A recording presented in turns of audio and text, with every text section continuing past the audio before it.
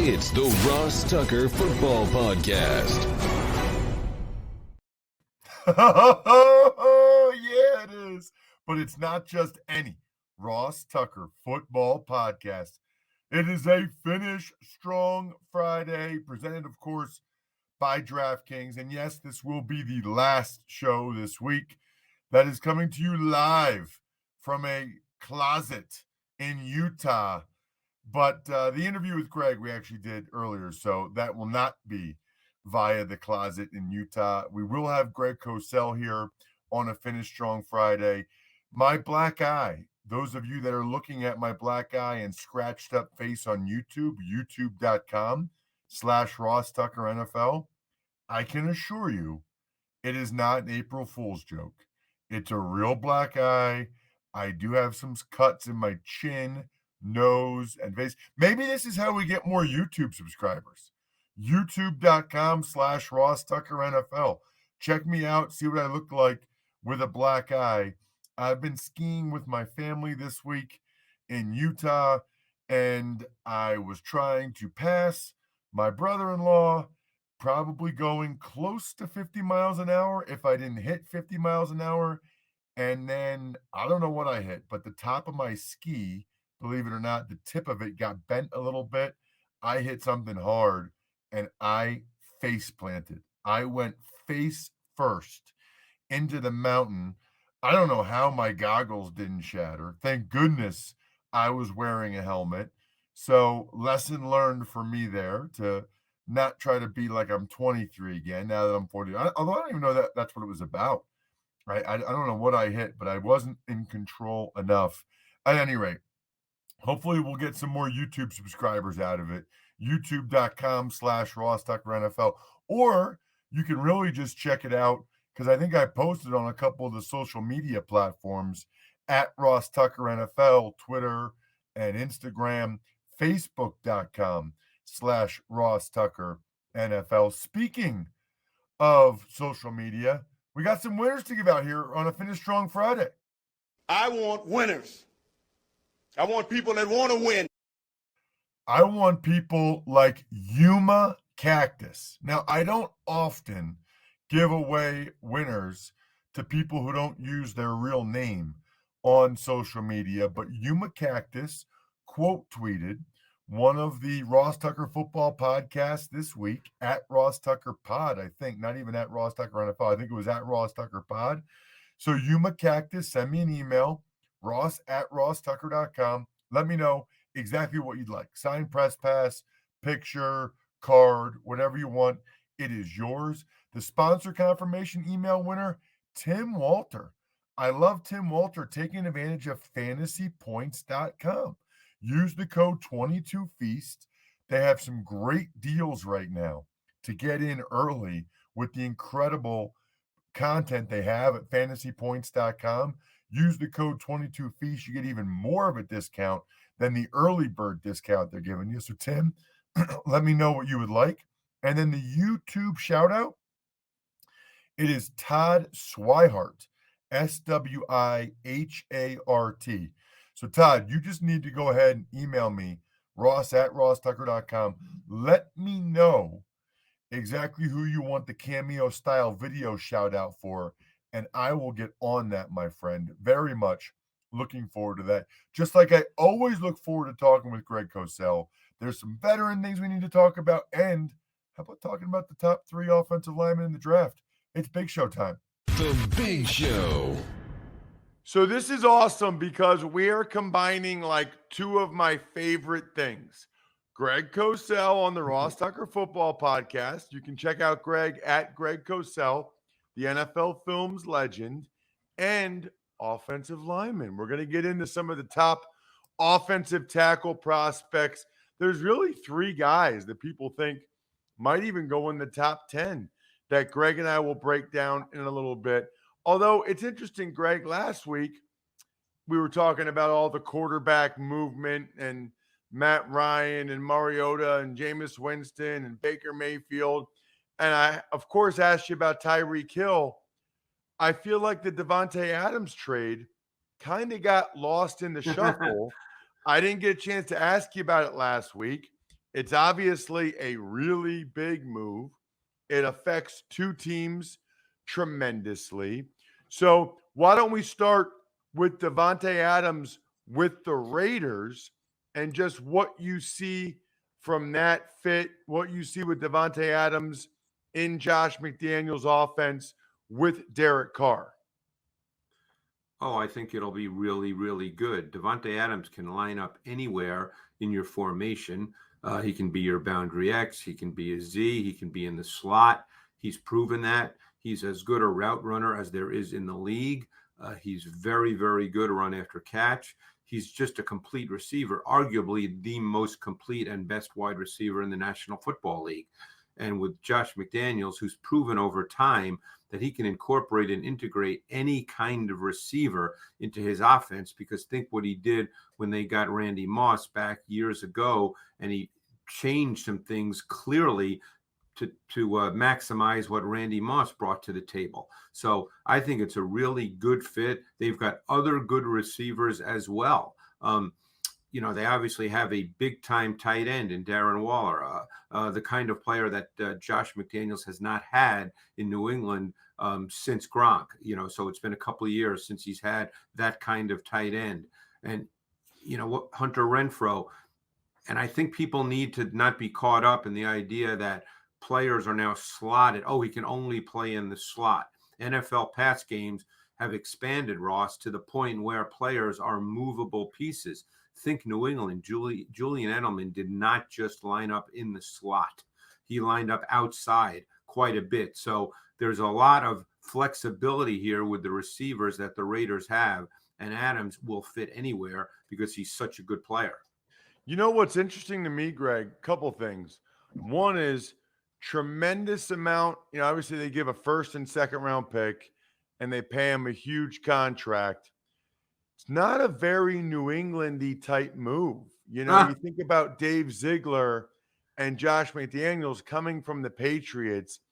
It's not a move that Belichick made a lot, investing that much in one player and kind of an aging player at that position.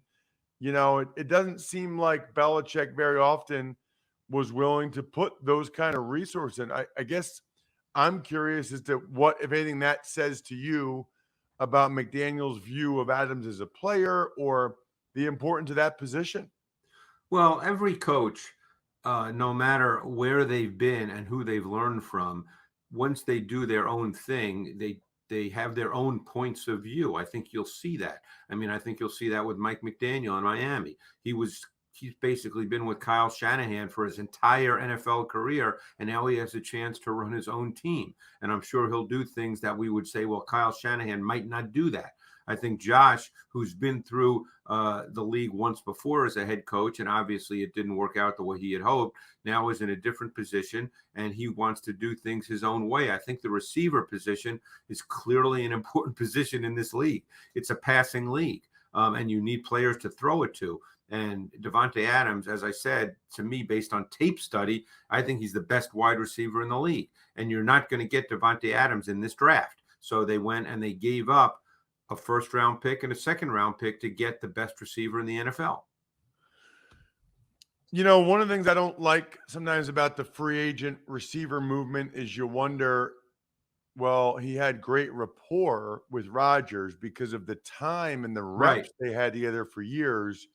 Now he's, how long will it take to get that with a new quarterback?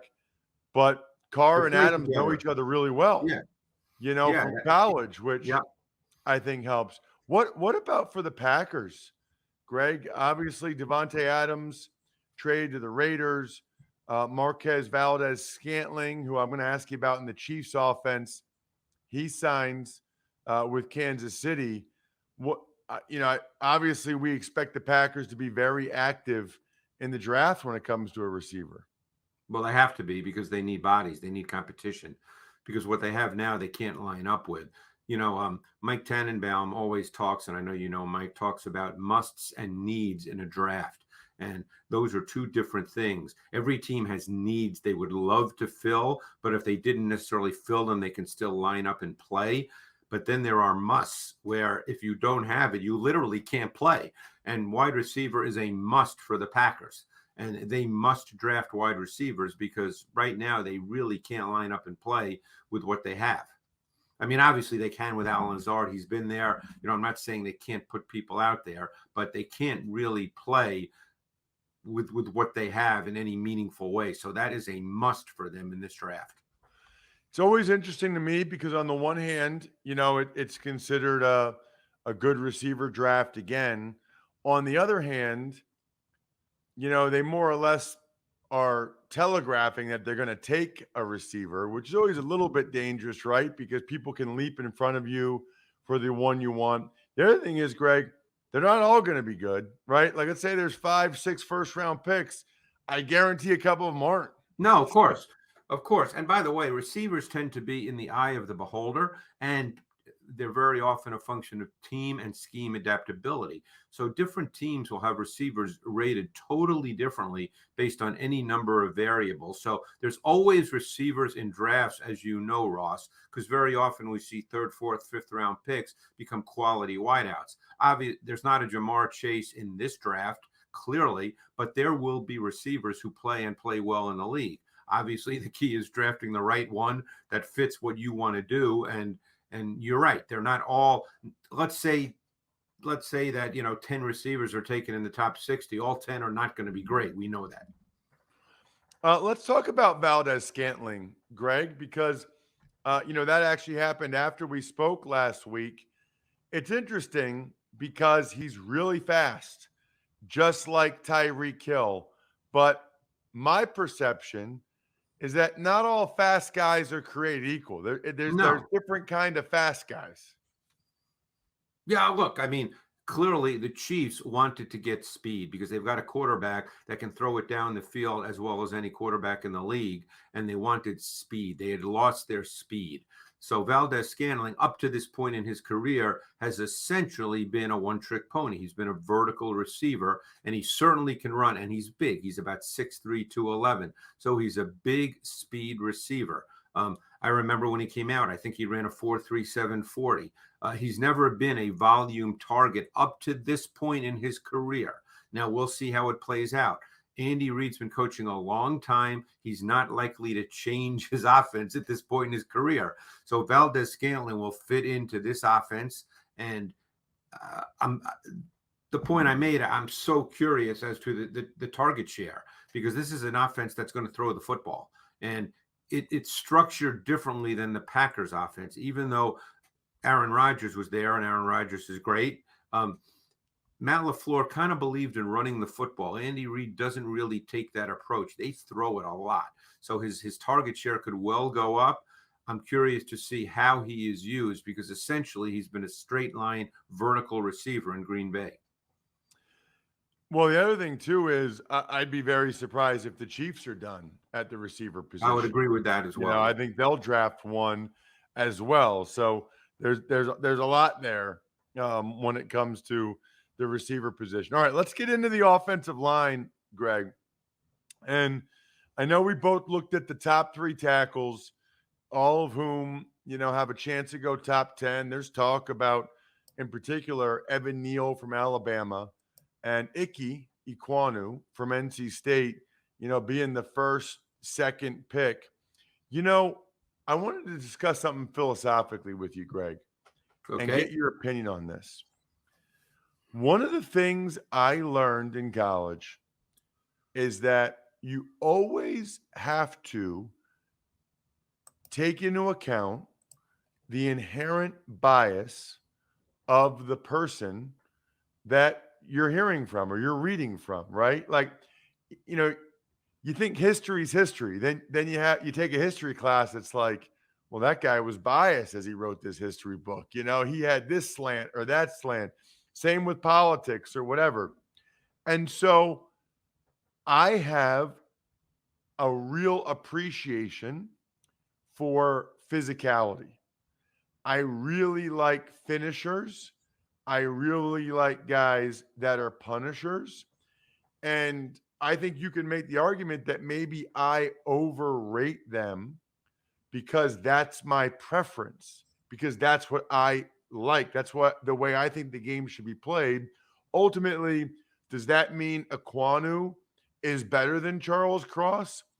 Not necessarily. They both can be good players, and maybe Cross is a more productive player, but I like the physicality. And I just think it's interesting. I feel like we don't talk about that enough. Coaches have biases. Of course. Scouts have bias. Everybody has a belief in things they like and things they think are better. And it's impossible to completely get that out of your head when you're evaluating something. And I would agree with that. I'm sure I'm exactly the same way. And I'd be more than willing to admit that. And based on what you said, then you're a big fan of Icky, because that guy is a grown man as a run blocker, Ross, as you well know. I mean, this guy is he has heavy hands. He's got core strength. He generates power. When he gets outside of the box, he goes after people, and he doesn't finish until they're on the ground. And he relishes that. That's his game. Now, a lot of teams, as you may or may not know, have him valued as a guard, not as a tackle. So it's going to be very interesting. There will be teams that have him as a tackle for sure, and I think it depends on where he's drafted. I mean, we just saw what Jacksonville did. They re-signed Cam Robinson, who's their left tackle. So if they were to draft Ekwonu, he would play guard for them more than likely. So it'll be very interesting. But he's as physical and as competitive as there is of the top three. Certainly, he is that guy. Not that he can't pass protect, but his game is built on just competitiveness, power. He's going to beat you. He wants to make you give up. Right, which is what I love about him. But I also recognize the NFL game, the amount of passing, the amount of pass blocking, especially if you're a tackle. And so my thoughts on him are, I absolutely would start him at tackle and see how he does it. Yep. I think at times he does not have ideal size or length for a starting tackle in the NFL. But I also think at times people get a little too caught up in that, because there are guys that don't have maybe the ideal measurables and they still can do it just fine. They figured it out technique wise. Sure. And so I would give him that shot. But what I like about him, Greg, is, to me, I don't want to say worst case scenario, but I'd be stunned if he was not a Pro Bowl guard, if he got moved into guard at some point, a la Zach Martin, a la Brandon Sheriff. Yep. Yeah, it's happened with guys. And, look, big time guards are getting 15, 20 million. I mean, they're getting a lot of money. Sheriff got a lot of money. So that's an important position. Well, I think there's some technique issues, which I personally believe are very, very coachable. You probably know all this, being an O-lineman and understanding how things are taught, but there's a big belief in this independent arm theory where you use one arm when you pass protect as opposed to two. So I don't know how he was taught at North Carolina State, but he had a tendency to strike with both arms. And what that did was at times it created balance and body control issues, because he would lean, and that would negate all his power, all his technique. He'd be off balance. I think that's very coachable, Ross. I think he'll be taught the independent arm technique as opposed to reaching with two arms, which cause those balance and body control issues. Well, I'm glad you said that. I had 9 offensive line coaches in the NFL. Wide variance in how good they were at their job. Wide variance in the techniques they used. So I think you're doing yourself and the prospect a disservice if you put too much into, what techniques he's using in college. Right. Because that just might be what he was taught by the NC State O-line coach. What about Evan Neal, Greg? What'd you think of him? Now, I really like Evan Neal. Evan Neal clearly has the length, and I saw him at the combine at the podium. He looked lean, and he's 6'7.5" and 337. To me, he's the best left tackle prospect in this draft class. And I don't fancy myself an O-line guru, Ross, by any stretch. I've just been doing it for a while and talked to a lot of people. But I think that over the last number of years, I would say he's as good as I've seen. The other player coming to my mind would be Laramie Tunsil coming out of college. But I really like Evan Neal. He's a very good athlete. He's a very good pass protector. He's a different kind of pass protector because he's rangier. He's got more range than both Ekwonu and Charles Cross. He's a different kind of player in terms of pass protection. And normally there's sort of three kinds of pass pro. There's the short set, there's what I guess people call the 45-degree set, and there's the vertical set. And I think he can be very good at all three. And to me, he's got the full package.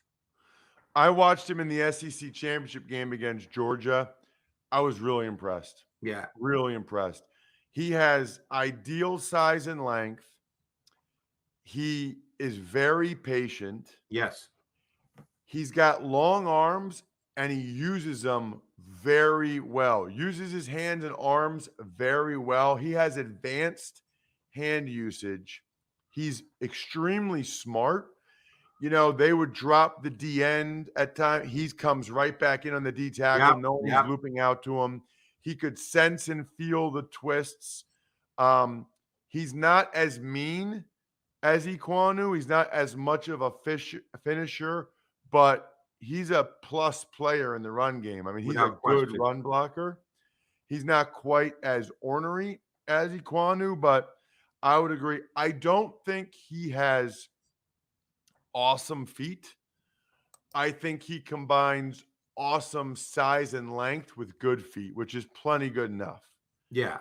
If you can do that. So I would agree. I think he's the best left tackle prospect. Lastly, Greg, let's get to Charles Cross from Mississippi State. It feels like there is more of a mixed opinion on him. Yeah, I you know who Cross reminded me of? I'm talking stylistically. I don't know where he's going to get drafted or what he'll be exactly in the league, but he kind of reminded me of Tristan Wirfs when I watched Wirfs come out of Iowa. Similar body types. They play more compact and coiled as opposed to long and rangy. You know, and Wirfs is obviously a great right tackle, one of the best in the league, but I wouldn't call Wirfs rangy, would you? No, I wouldn't. He's a little bit he's a little bit more, a little stiffer. He's not he's not Lane Johnson. No, he's correct. He's really good, obviously, but that's why I use the words compact and coiled. And I think Cross is kind of like that. They have strong, powerful cores, so that results in excellent balance and body control. And they both play with strong, heavy hands that latch on and they minimize movement by pass rushers. So to me, I look at a Cross and then I look at a Neal, and they play the position totally differently. But I think they're both, obviously we just spoke about Neal, who I like just as you did.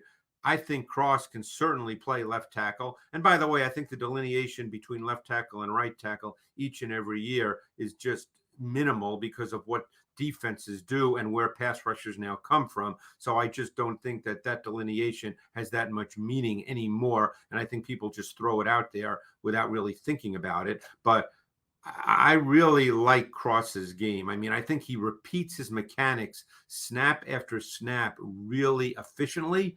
And I just like the way he played. So I watched him against Alabama.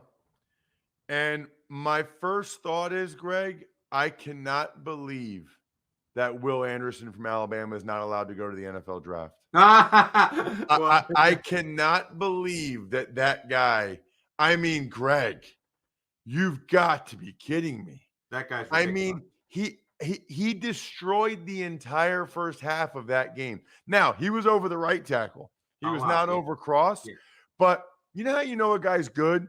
When you're watching the left tackle, and that's who you're studying, but a guy rushing over the other side just keeps popping up and popping up and popping up and popping up.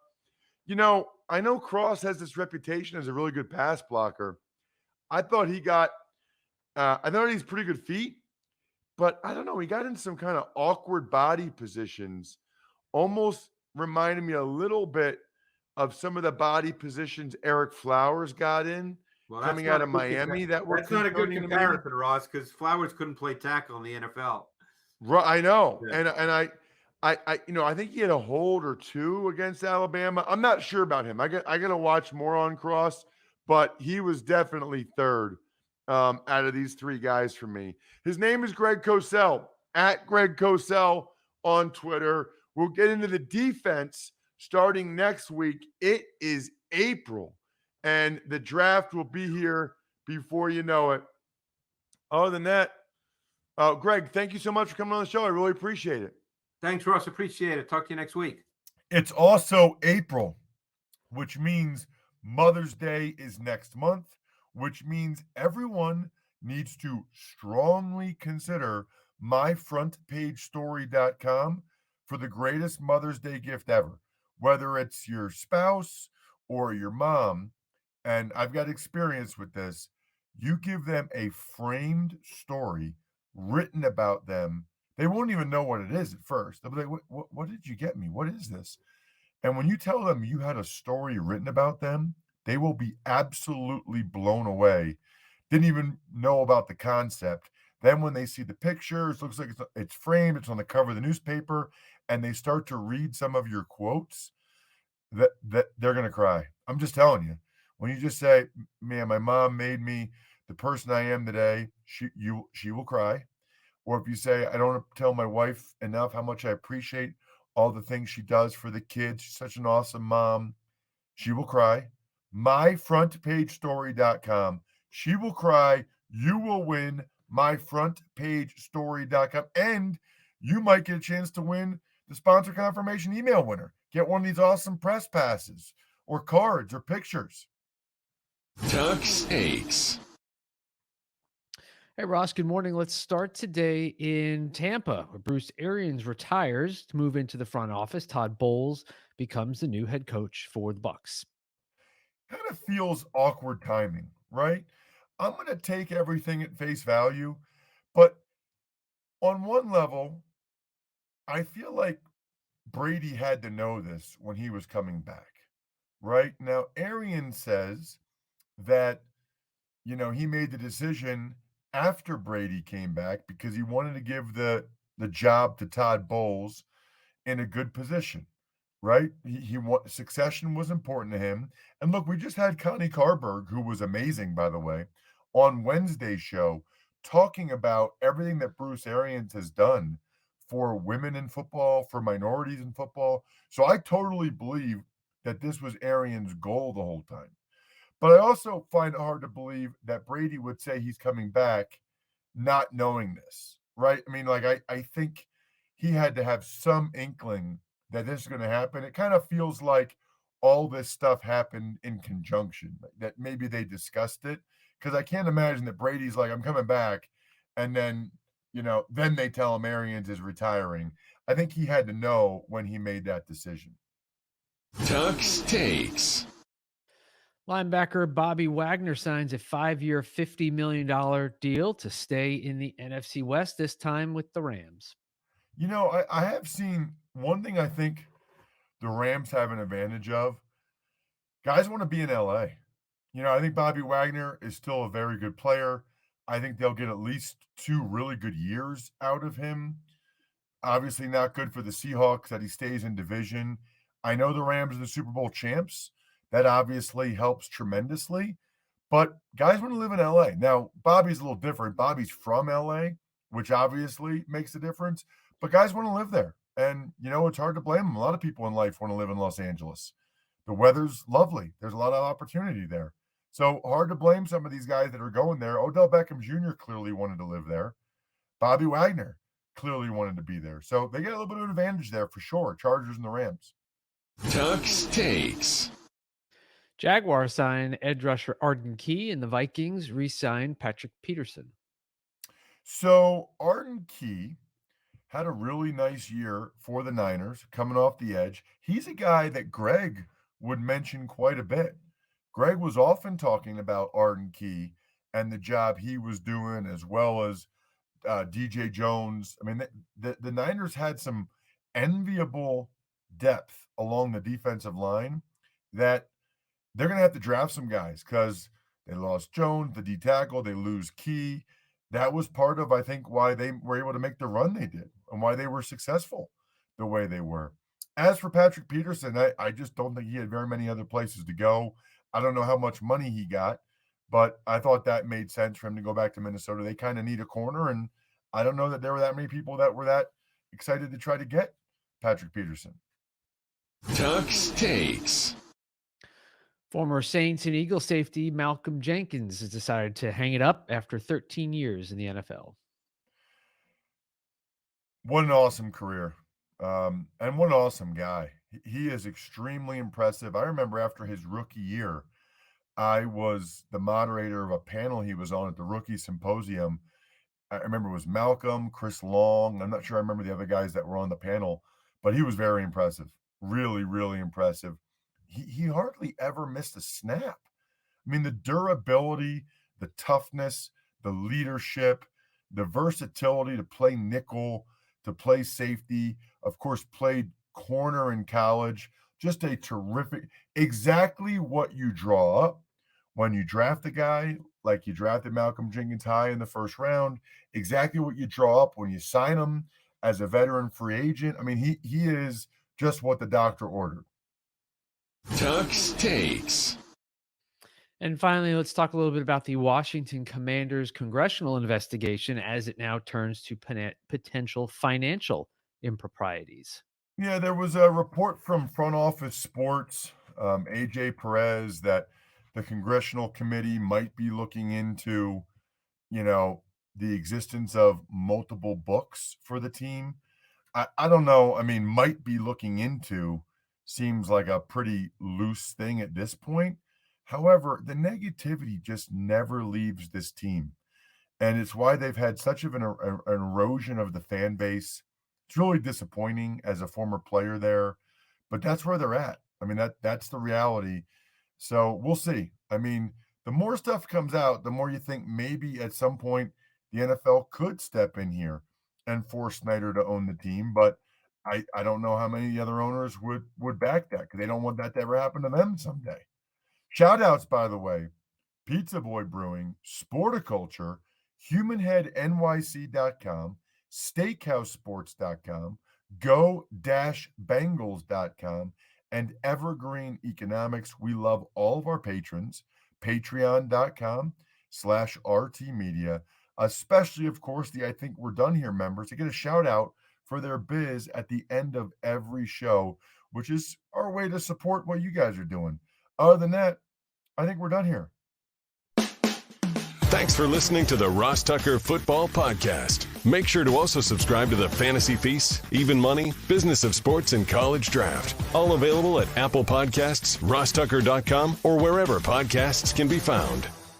A lot of times on the show, I mentioned DraftKings. Here's what you need to know. You got to be 21 or older, New Jersey, Indiana, or Pennsylvania only. New customers only. Restrictions apply. See DraftKings.com/sportsbook for details. Gambling problem, call 1-800-GAMBLER, or in Indiana, 1-800-9-WITH-IT. By the way, if what I was talking about included a deposit bonus, doesn't always, sometimes it does. Deposit bonus requires 25 times playthrough, and deposit bonuses are paid out in site credit.